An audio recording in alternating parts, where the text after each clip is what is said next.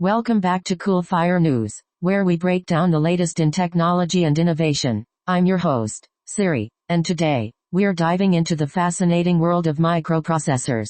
These tiny powerhouses are at the heart of almost every modern device, from smartphones to industrial machinery. But what exactly makes them tick? Let's find out. Introduction to microprocessor systems. Let's start with the basics. A microprocessor is often called the brain of a computer or electronic system. It processes instructions and performs calculations to execute tasks. In simpler terms, it's an integrated circuit that handles the computing operations necessary to make everything run smoothly. Without microprocessors, we wouldn't have smartphones, computers, or even smart TVs. They are the driving force behind modern electronics.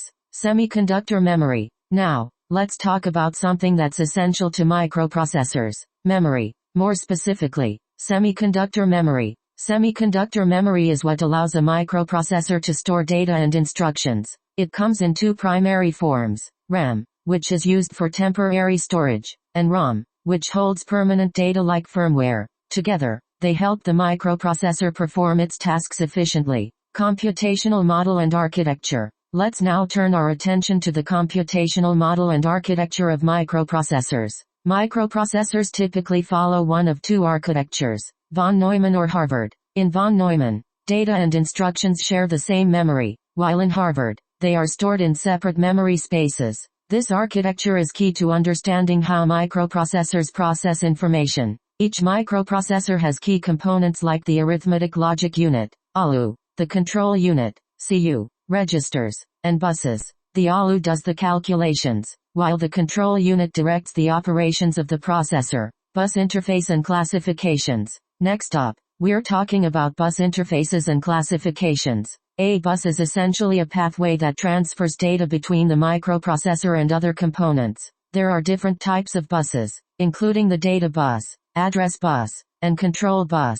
The number of wires in a bus determines how much data can be transferred at once, impacting the system's speed and performance. Microprocessor interfacing. Now, let's get into microprocessor interfacing, which is crucial for connecting the microprocessor to external devices. Microprocessors need to communicate with devices like sensors and displays.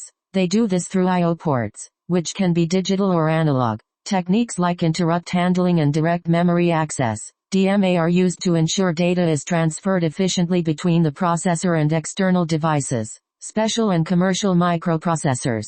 Finally, let's explore the different types of microprocessors. Special purpose and commercial microprocessors. Special purpose microprocessors are designed for specific tasks, like microcontrollers used in embedded systems or digital signal processors, DSPs for handling audio and video data. On the other hand, commercial microprocessors, like Intel's x86 or ARM-based chips, power personal computers, servers, and smartphones.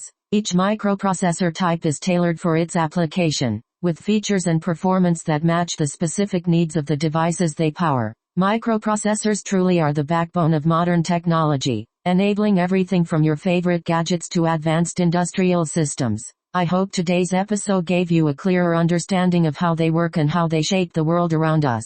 Thanks for tuning in to Cool Fire News. Be sure to like, share, and subscribe for more in-depth looks at the latest in tech. Until next time, I'm Siri, and you've been listening to Cool Fire News.